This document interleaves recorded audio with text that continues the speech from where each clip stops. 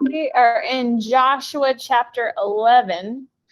We left off with defeating all the southern kings and armies, and now we're going to go after the north. And so what God is doing here along the way is every one of these victories is a springboard to carry Israel further towards occupation of the land and a greater victory. So in chapter 11, when King Jabin of Hazor heard what had happened, and they're referencing the defeat of the 5 southern kings. So when King Jabin of Hazor in the north heard what had happened to these 5 kings of the south, he sends messages to the following kings: King Joab of Madon, the king of Shimron, the king of Eskeph, all the kings of the northern hill country, the kings in the Jordan Valley south of Galilee, the kings in the Galilean foothills, the kings of Naphoth Dor on the west, the kings of Canaan, both east and west, the kings of the Amorites, the Hittites, the Perizzites, the Jebusites in the hill country, and the Hivites in the towns on the slopes of Mount Hermon and the land of Mizpah.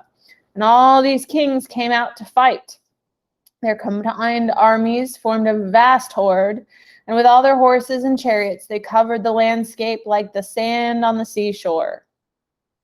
So we don't know how much of this is hyperbole in terms of the numbers, but certainly it's important to realize these kings for us would be more like mayors. So like our mayor, Greg of Port St. Lucie, this is what they reference with kings. Kings are very tribal, they're very regional, they're very, this population group has a king. And so this is not the kings of large countries. These are kings of like counties and territories that we would consider cities or counties today. And so, and when they're raising up an army, most of them, they don't have a standing army. They don't have troops that are trained. These are all of the fighting men that are normally farming, blacksmithing, doing whatnot, bringing whatever tools they have from home and coming out to war. And so in these days, there was a season set aside for war in the springtime. So after you had done the planting and before it was time to do any harvesting, this was the war season when you would go and fight people, because that's when most men could leave their home and not jeopardize their own welfare for the year to come. So verse 4, all these kings came out to fight. Their combined armies were like sands on the seashore. The kings joined forces and established their camp around the water near Merom to fight against Israel. So basically what King Jabin is saying is, if we don't stop these people here and now, we're all going to go down. So let's join forces. So in verse 6, then the Lord said to Joshua, do not be afraid of them. By this time tomorrow, I will hand all of them over to Israel as dead men. Then you must cripple their horses and burn their chariots. God gives Joshua fresh assurance at every phase of this trial that he doesn't need to be afraid. God is with them and God will work it out. Remember, the number one indication that God is looking for is reliance, meaning they're relying on God for their victory and not their own judgment, strength, or abilities. And that's why they're supposed to cripple the horses and burn the chariots, because we're not going to rely on technology to be our salvation. We're relying on the Lord. Verse 7, so Joshua and all his fighting men traveled to the water near Merom and attacked suddenly. And the Lord gave them victory over their enemies. The Israelites chased them as far as Greater Sidon and Mishperath Maim and eastward into the valley of Mizpah, until not one enemy warrior was left alive. Then Joshua crippled the horses and burned all the chariots as the Lord had instructed. Joshua then turned back and captured Hazor and killed its king. Hazor had at one time been the capital of all these kingdoms. Then the Israelites completely destroyed every living thing in the city, leaving no survivors. Not a single person was spared. And then Joshua burned the city.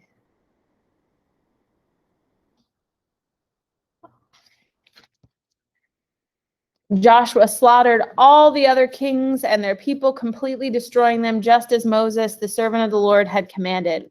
But the Israelites did not burn any of the towns built on mounds except Hazor, which Joshua burned.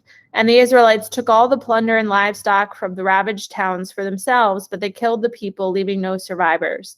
As the Lord had commanded his servant Moses, so Moses commanded Joshua, and Joshua did as he was told, carefully obeying all the commands that the Lord had given to Moses. So Dave Guzik writes a blog called the Blue Letter Bible, and he writes about this passage that God's judgment, the complete destruction of all of these people and towns, is staggering. But it shows the completeness of God's judgment, that Israel is held up as obedient and Canaan is held up as depraved. God dealt with their hearts the same way he deals with all men's hearts. But God's grace either hardens the heart or softens it. So this is a people whose hearts are hardened and there is no hope. So Joshua conquered the entire region, the hill country, the entire Negev, the whole area around the town of Goshen, the western foothills, the Jordan Valley, the mountains of Israel, and the Galilean foothills. The Israelite territory now extended all the way from Mount Halak, which leads up to Seir in the south, as far north as Baal-Gad in the foot of Mount Hermon in the valley of Lebanon. Joshua killed all the kings of those territories, waging war for a long time to accomplish this. No one in the region made peace with the Israelites except for the Hivites of Gibeon. All the others were defeated, for the Lord hardened their hearts and caused them to fight the Israelites. So they were completely destroyed without mercy, as the Lord had commanded Moses. During this period, Joshua destroyed all the descendants of Anak, who lived in the hill country of Hebron, Debir, and Anab, the entire hill country of Judah and Israel. He killed them all and completely destroyed their towns. None of the descendants of Anak were left in the land of Israel, though some still remain in Gaza, Gath, and Ashdod. So Joshua took control of the entire land, just as the Lord had instructed Moses. He gave it to the people of Israel as their special possession, dividing the land among the tribes, so the land finally had rest from war. This phrase, rest from war, is important, and it ties back into the command for Sabbath. Later on, we will see when the Israelites are about to be kicked out of the land, one of the reasons and the charges brought against them is that they gave the land no Sabbath. They did not let their fields lie fallow as they were supposed to do in the Sabbath year. They did not let the land rest from its labors, and thus they were vomited out of it, the scripture says. And so rest from war is something that God indicates the land needs. And while we as a nation are very blessed to have had limited warfare on our shores, I wonder if we as a country stand condemned for the fact that we have been in a constant state of war pretty much since the Cold War. In terms of maybe not on our shores, but we're certainly sending our sons and our daughters off to fight battles all around the world. Chapter 12, Kings defeated east of the Jordan. These are the kings the east of the Jordan River who had been killed by the Israelites whose land was taken. Their territory extended to the Arnon Gorge to Mount Hermon and included all the land east of the Jordan Valley. King Sihon of the Amorites, who lived in Heshbon, was defeated. His kingdom included Aroer on the edge of the Arnon Gorge and extended from the middle of the Arnon Gorge to the Jabbok River, which serves as a border for the Ammonites. This territory included the southern half of the territory of Gilead. Sihon also controlled the Jordan Valley and regions to the east, as far as the north as the Sea of Galilee, to as far as the south as the Dead Sea, including the road to Beth Jeshimoth, and southward toward the slopes of Pisgah. King Og of Bashan, the last of the Rephaites, lived at Ashtaroth and Edrei. He ruled a territory stretching from Mount Hermon to Salakah in the north, and to all of Bashan in the east, and westward to the borders of the kingdoms of Geshur and Makkah. This territory included the northern half of Gilead as far as the boundary of King Sihon of Heshbon. Moses, the servant of the Lord, and the Israelites had destroyed the people of King Sihon and King Og, and Moses gave their land as a possession to the tribes of Reuben, Gad, and the half-tribe of Manasseh. The following is a list of all the kings that Joshua and the Israelite armies defeated in the west side of the Jordan, from Baal-Gad in the valley of Lebanon to Mount Halak, which leads up to Seir. Joshua gave this land to the tribes of Israel as their possession, including the hill country, the western foothills, the Jordan River Valley, the mountain slopes, the Judean wilderness, and the Negev. The people who lived in this region were the Hittites, the Amorites, the Canaanites, the Perizzites, the Hivites, and the Jebusites. These are the kings Israel defeated. All right, so this is a long list for the modern reader. It seems rather tedious. But for the Israelites, this list of kings was no less important than the fence around our yards or the property survey that we obtain before we buy a piece of land or before we sell it. This is, for all intents and purposes, equivalent to the church's property line. It marks out the land that belongs to the Lord and will belong to the people of Israel. So each of these kings is listed to indicate the boundary line of where God's kingdom shall be. In all, 31 kings were defeated. I'm not going to read the list because, as I said, it's long and we don't really relate to it so much. But for us, this would be no different than you taking your land survey and saying, well, you see that corner with the tree there and this corner over here where the lake meets that rock? That's your boundary line. So then we go on to hear about the land yet to be conquered in chapter 13. When Joshua was an old man, the Lord said to him, "You are growing old, and much land remains to be conquered." No matter how old we are or what we've already done for the Lord, there is always still much that we can do and need to be done. There's no satisfaction in partial inheritance and this idea that there's more to do than we can do on our own, and this importance of creating a legacy. Verse 2. This is the territory that remains, all the regions of the Philistines and the Geshurites, and the larger territory of the Canaanites, extending from the streams of Shihor on the border of Egypt northward to the boundary of Ekron. It includes the territory of the 5 Philistine rulers of Gaza, Ashdod, Ashkelon, Gath, and Ekron.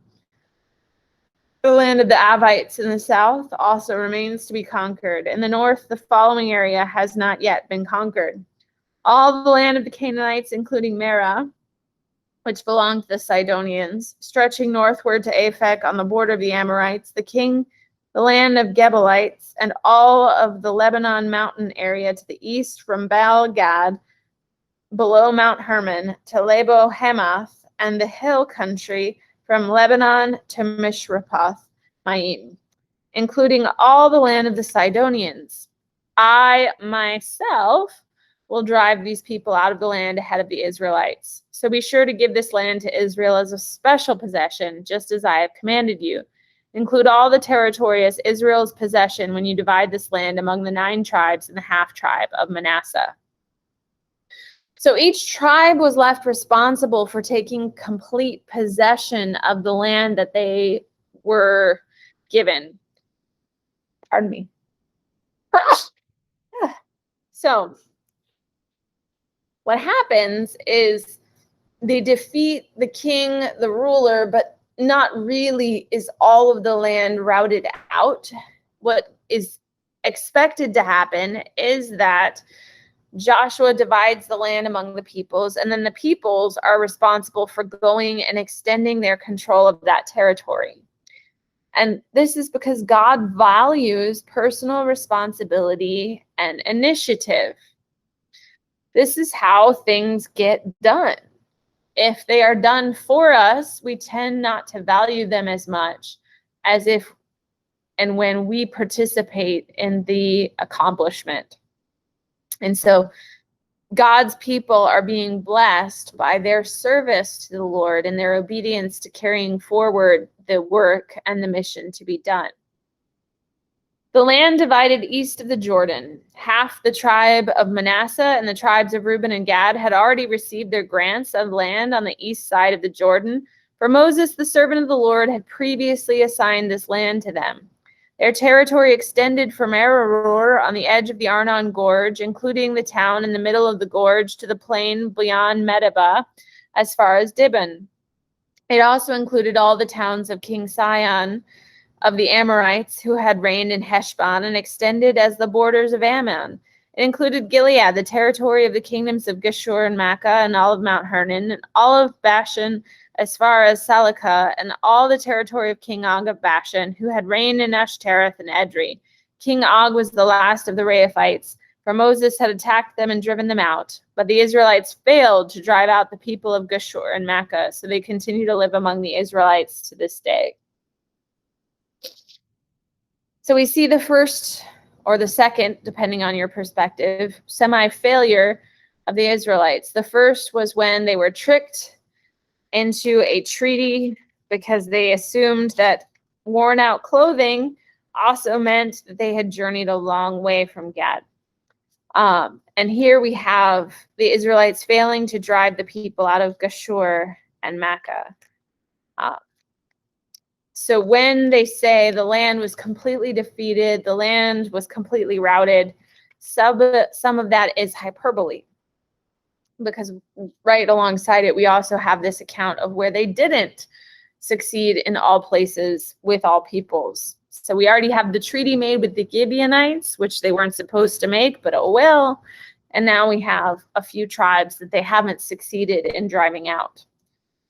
So what happens to Levi? Well, in verse 14, it reminds us that Moses did not assign any allotment of land to the tribe of Levi. Instead, as the Lord had promised them, their allotment came from the offerings burned on the altar to the Lord, the God of Israel. The land given to the tribe of Reuben, Moses had assigned the following area to the clans of the tribe of Reuben. Their territory extended from Aroer on the edge of the Arnon Gorge, including the town in the middle of the gorge, to the plain beyond Medeba. It included Heshbon and the other towns on the plain, Dibon, Bamoth Baal, Beth Baal Meon, Jahaz, Kedemoth, Mephath, Kirathaim, Sibmah, Zerath Shahar, and on the hill above the valley, Beth Peor, the slopes of Pisgah, and Beth Jeshimoth. The land of Reuben also included the towns of the plain and the entire kingdom of Sihon. Sihon was the Amorite king who had reigned in Heshbon and was killed by Moses, along with the leaders of Midian, Evi, Rechem, Zur, Hur, and Reba, princes living in the region who were allied with Sihon. The Israelites had also killed Balaam, son of Beor, who used magic to tell the future. The Jordan River marked the western boundary of the tribe of Reuben. The towns, their surrounding villages, and this area were given as a homeland to the clans of the tribe of Reuben. So here we have this first little offhand reference to a magician.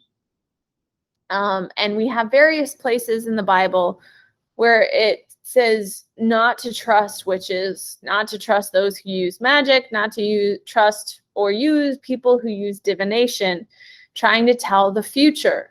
Trying to tell the future is considered sinful for God's people. But why?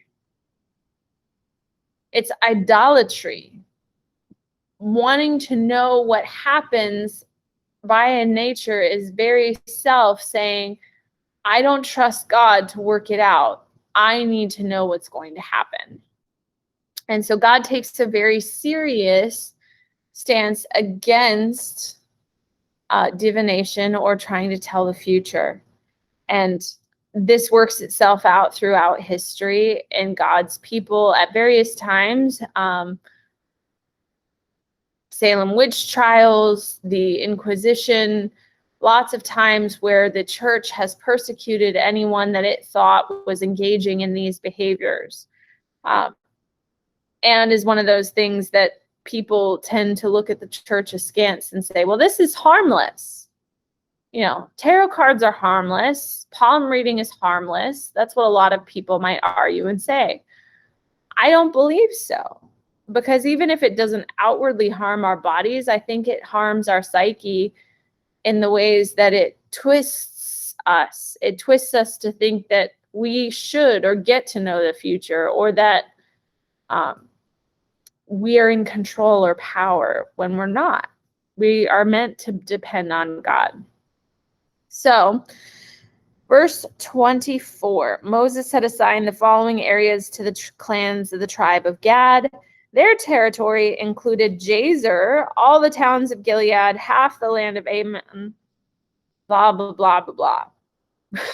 It's a lot of geography today. But again, this is really important because this is setting the boundary markers of where all of the tribes should be. And why does this matter? Well, remember, they're supposed to celebrate this thing called the Jubilee year, which means that every 7 years there's a rest year, but every 7 times 7, or 49 years, in that 50th year, there's the year of Jubilee, when everything goes back to what it should be. And so all the borders should go realigned with the tribal affinity. So keeping good records of whose was what from the very beginning was really important. And this is how they did it. For us, coming after the fall of Jerusalem and the fall of Judah and Israel, and under no assumption that that will ever be restored in our lifetime, things like this are a little, okay, whatever that means. But again, it was very important for the people of the time. All right, so then we have the land given to the half-tribe of Manasseh. Moses had assigned the following area to the clans of the half-tribe of Manasseh, and this is where all of their territory extended. These are the allotments Moses had made while he was on the plain of Moab across the Jordan River east of the Jericho. But Moses gave no allotment of land to the tribe of Levi, for the Lord, the God of Israel, had promised that he himself would be their allotment.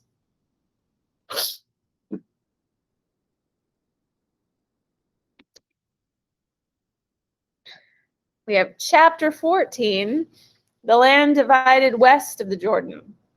The remaining tribes of Israel received land in Canaan as allotted by Eleazar the priest, Joshua son of Nun, and the tribal leaders. These 9.5 tribes received their grants of land by means of sacred lots, in accordance with the Lord's command through Moses. So sacred lots, remember, is this consultation of the Urim and the Thummim, where they've got sort of this yes-no answer system. And so they're casting lots to determine whose land will go to what.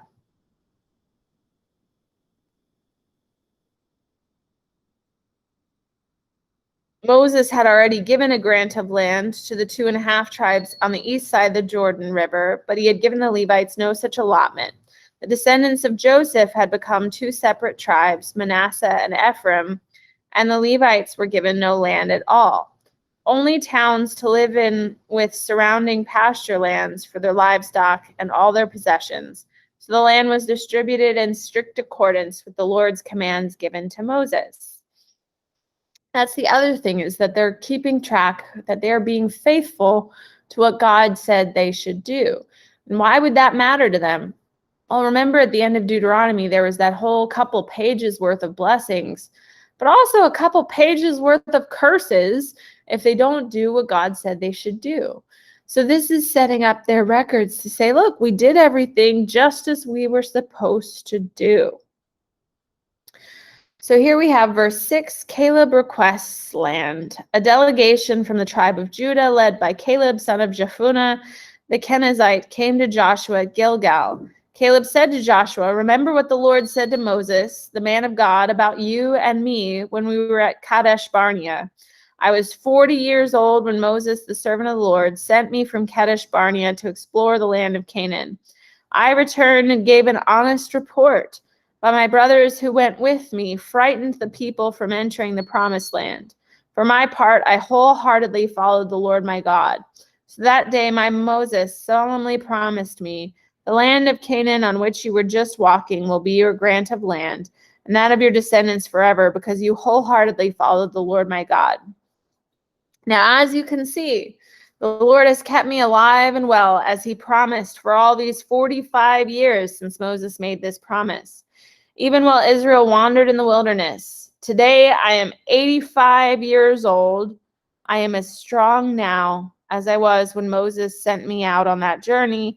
I can still travel and fight as well as I could then. So give me the hill country that the Lord promised me. You will remember that as scouts, we found the descendants of Anak living there in great walled towns. But if the Lord is with me, I will drive them out of the land, just as the Lord said. So here we have Caleb at 85 years old saying, look, I was willing 45 years ago to go in and fight.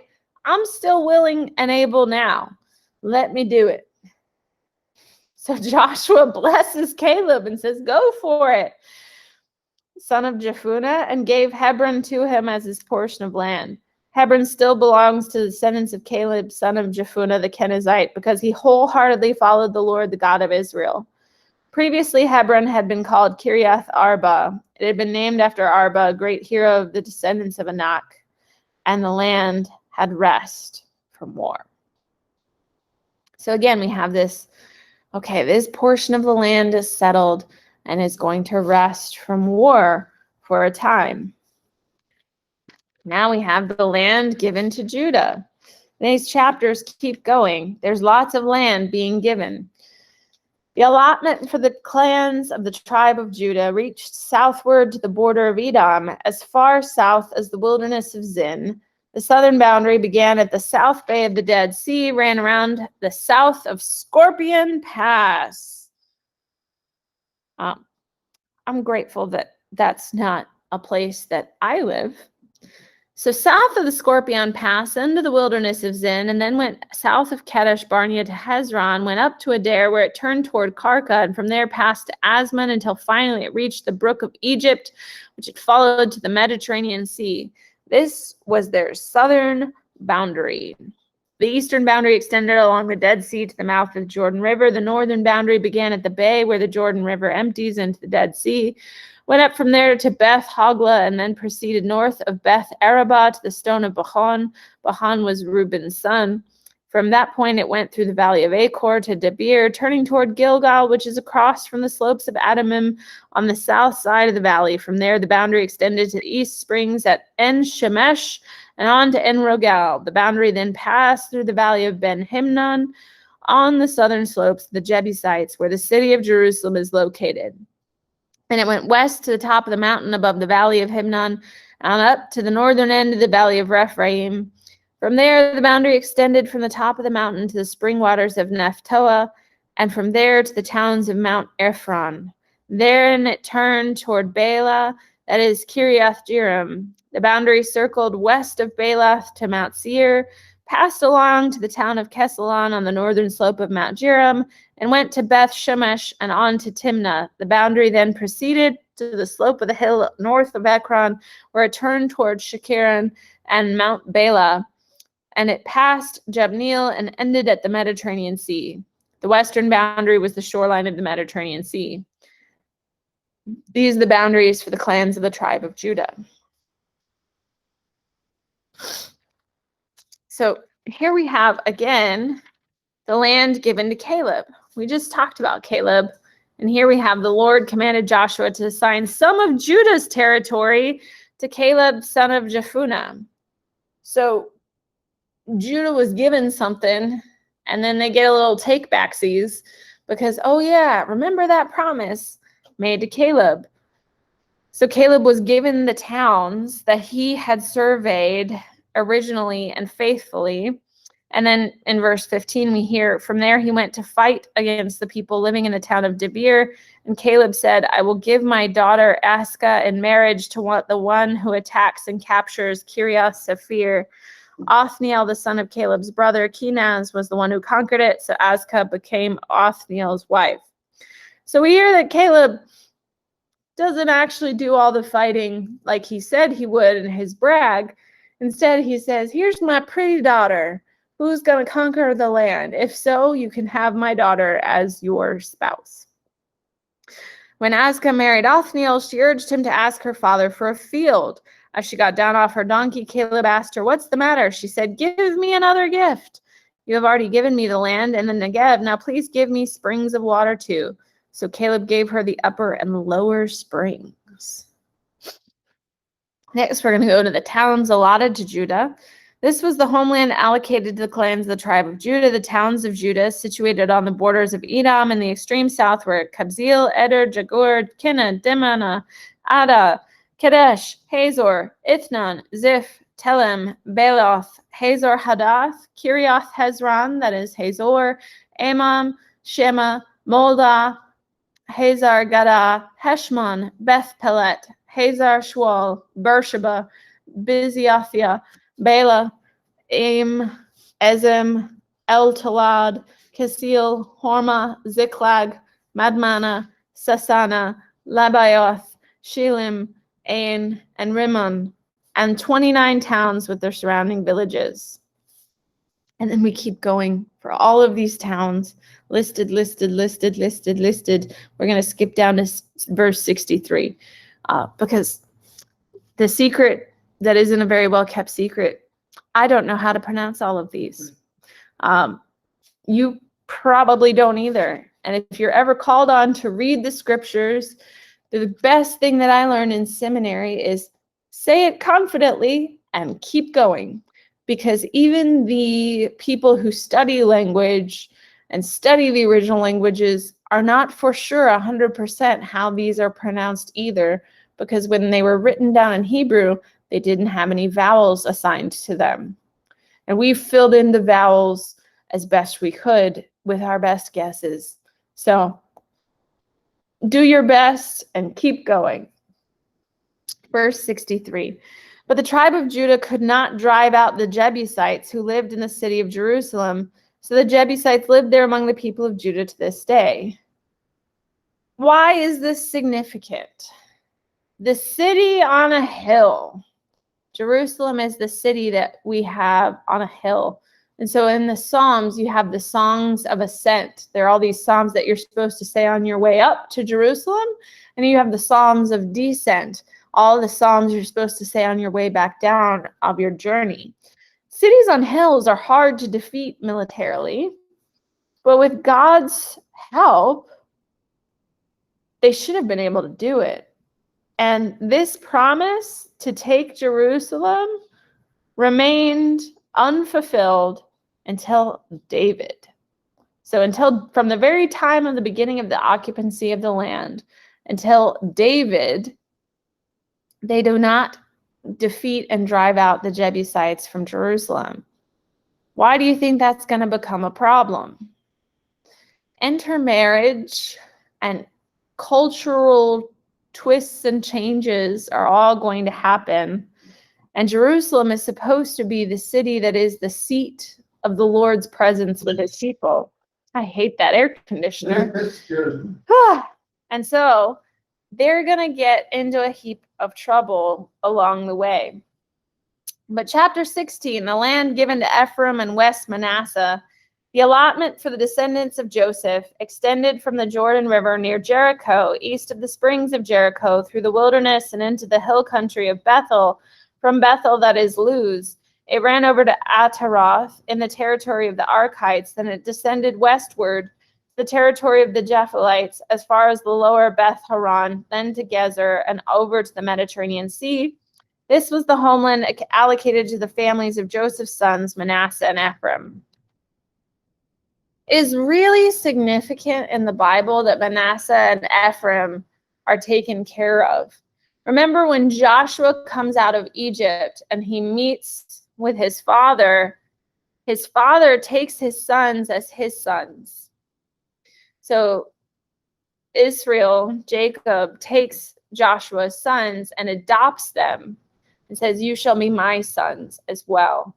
And so Ephraim and Manasseh become children of the promise. But what do we know about them? They were of mixed heritage. They were part Israeli and also part Egyptian. They also very likely had dark skin, as was common in Egypt in those times.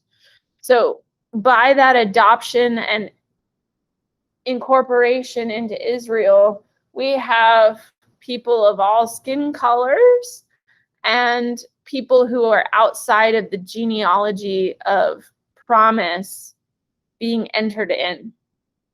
And so it's very significant that this land and territory was given to Ephraim and Manasseh, and it will become significant in human history as slavery becomes a norm, particularly against those with black skin. And as we come out of that into emancipation, where a lot of the Black church and a lot of the civil rights movement finds their God did not intend for a certain race to be subjugated forever, they find that scripturally in this portion where the land is given to Ephraim and Manasseh. As in, God intended them to have a full and equal inheritance right alongside their brothers and sisters. So the land given to Ephraim, the following territory, was given to the clans of the tribe of Ephraim. The boundary of their homeland began at Ataroth Adar in the east, ran to the upper Beth Horon, then on to the Mediterranean Sea. In addition, I'm skipping down to verse 9, some towns with their surrounding villages in the territory allocated to the half tribe of Manasseh were set aside for the tribe of Ephraim. They did not drive the Canaanites out of Gezer, however, so the people of Gezer live as slaves among the people of Ephraim to this day. So here we have an inversion of what you might expect, where we have some people with Egyptian African descent who have slaves of Middle Eastern descent serving them. We'll also note that this failure to completely drive out the Canaanites is typical of all the tribes. There's battles and work still to do and remain in the promised land. And this failing to drive out and fully take the land becomes the way for idolatry to work its way into the kingdom. Because the Israelites wanted peace at any cost, and they wanted their wealth and their servants. And so they disobey what God actually asks them to do, and they settle for convenience. Chapter 17, the land given to West Manasseh. The next allotment of land was given to the half-tribe of Manasseh. This descendants of Joseph's older son, Machir, the firstborn son of Manasseh, was the father of Gilead. Because his descendants were experienced soldiers, the region of Gilead and Bashan on the east of the Jordan had already been given to them. So the allotment on the west side of the Jordan was for the remaining families within the clans of the tribe of Manasseh: Abiezer, Helek, Esrael, Shechem, Hepher, and Shemida. These clans represent the male descendants of Manasseh, son of Joseph. However, Zelophehad, a descendant of Hepher, son of Gilead, son of Machir, son of Manasseh, had no sons. He had only daughters, whose names were Mahlah, Noah, Hoglah, Milcah, and Tirzah. These women came to Eleazar the priest, Joshua son of Nun, and the Israelite leaders and said, "The Lord commanded Moses to give us a grant of land along with the men of our tribe." So Joshua gave them a grant of land along with their uncles, as the Lord had commanded them. As a result, Manasseh's total allocation came to 10 parcels of land, in addition to the land of Gilead and Bashan across the Jordan River, because the female descendants of Manasseh received a grant of land along with the male descendants. The land of Gilead was given to the rest of the male descendants of Manasseh. So we also have right here in the Bible, females owning property. God's economy works differently than human economy. And God's economy all deserves to be taken care of, regardless of their gender. And so when the tradition of male headship or male ownership can't be upheld, rather than upholding male headship, God upholds that women can hold property and can indeed be equivalent to males. So then we have the boundaries of Manasseh, and I'm going to skip down to verse 9. From the spring of Teppah to the boundary of Manasseh, followed the Canaan ravine to the Mediterranean Sea. Several towns south of the ravine were inside Manasseh's territory, but they actually belonged to the tribe of Ephraim. In general, however, the land south of the ravine belonged to Ephraim, and the land north of the ravine belonged to Manasseh. Manasseh's boundary ran along the north side of the ravine and ended at the Mediterranean Sea.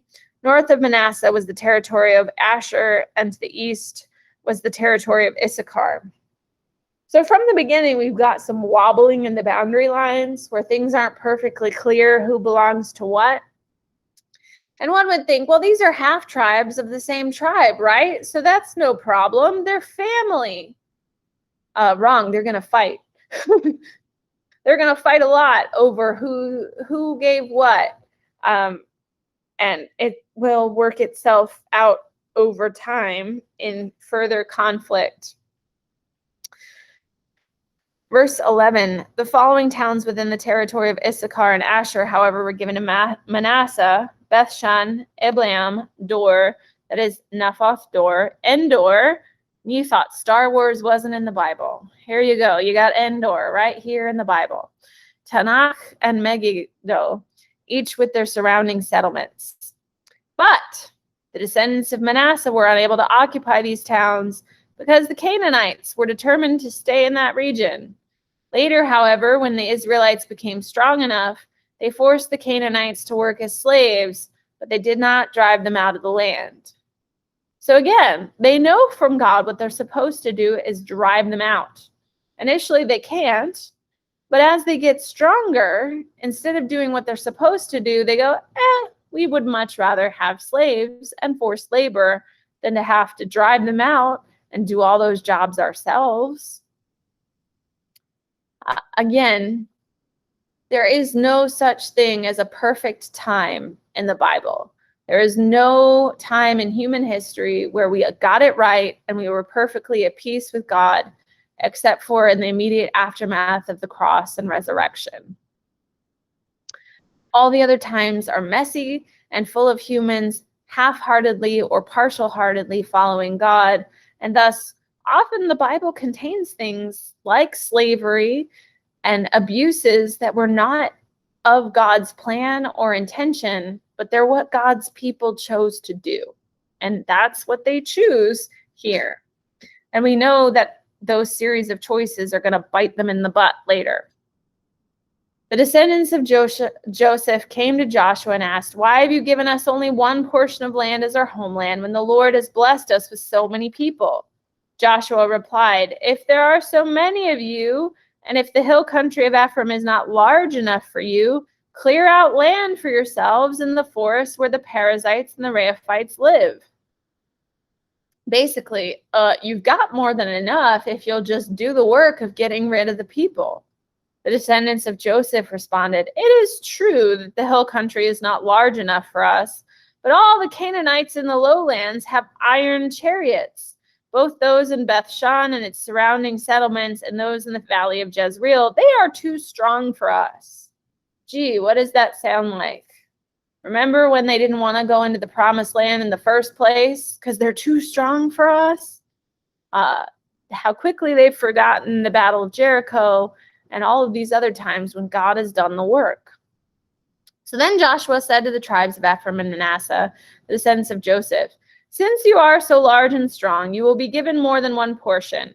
The forests of the hill country will be yours as well. Clear as much of the land as you wish, and take possession of its farthest corners, and you will drive out the Canaanites from the valleys too, even though they are strong and have iron chariots."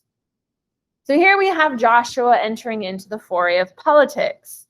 And what Joshua says is, okay, I'll give you more land, but in exchange, you really need to drive the people out of the valleys. I wish Joshua had prayed over this decision. I wish Joshua had checked in with God. I don't know if this is one of those times when maybe the path went the wrong way. I don't know.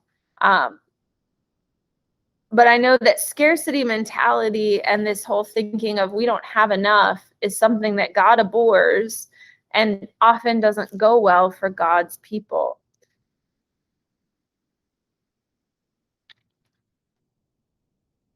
All right, we are going to stop there for today because that's more than enough talking about land. And unfortunately, the land talk goes on until chapter 22. So we're going to pick up next week in verse 18 with in chapter 18 with the allotments of the remaining land.